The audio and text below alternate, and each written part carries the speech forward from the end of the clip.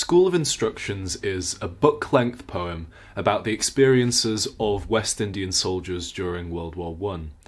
Aishin Hutchinson presents us with the raw trauma of war and empire, how these soldiers fought and died in the British Army.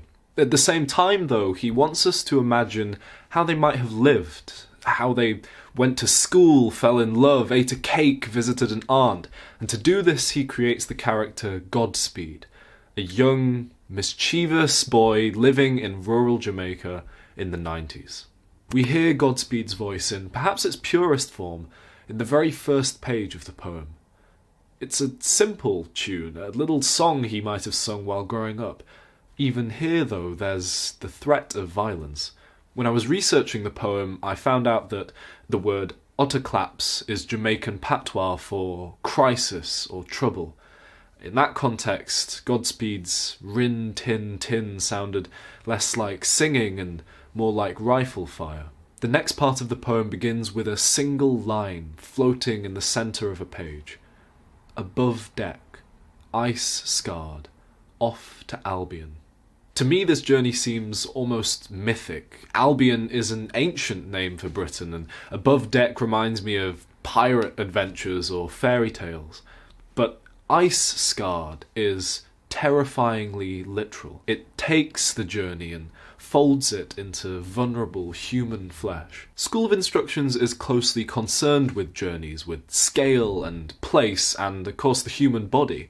Part 3 of the poem is titled The Anabasis of Godspeed. Anabasis was an ancient Greek text referring to an army's advance into the interior of a country.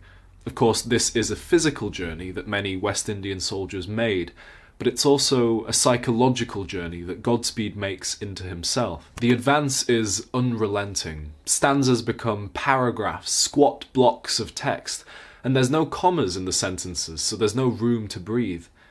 Almost every place name is capitalized, like they've been stamped onto the page.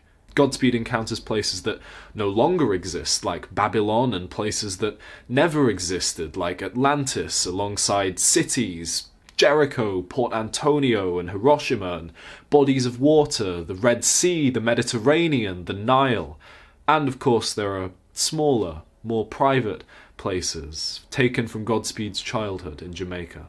Bryan's Bay, and the village of Airy Castle. Everything in this poem feels like it's the product of intense heat and pressure. Hutchinson is pressing together not just distant places and time periods, but distant images and ideas. He applies textures to abstract things, corrosive dates, and velvet sadness. And in this melty, malleable world, Godspeed tumbles through like a clumsy god. He bookmarked an entry in his Britannica with a beam of sunlight. He unplugged the sun and went to bed. He opened his ears not like the lid of a coffin, but like the great stone rolled back from the door of the sepulchre to exhale gas and Christ.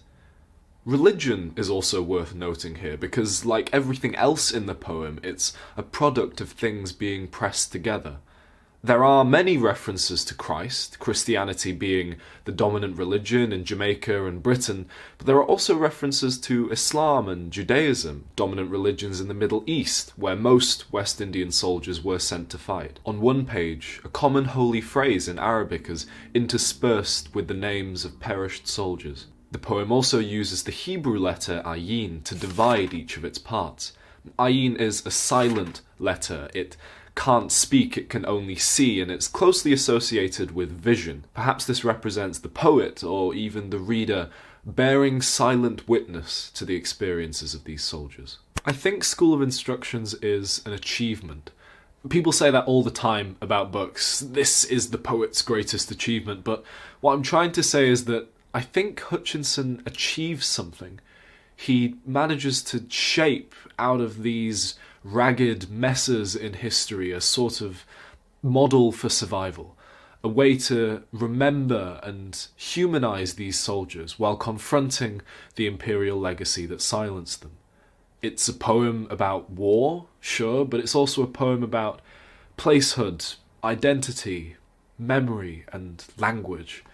I mean, the language in this poem, it really takes the breath out of you. It's totally beautiful and totally terrifying. If you haven't read this book, like, go read it.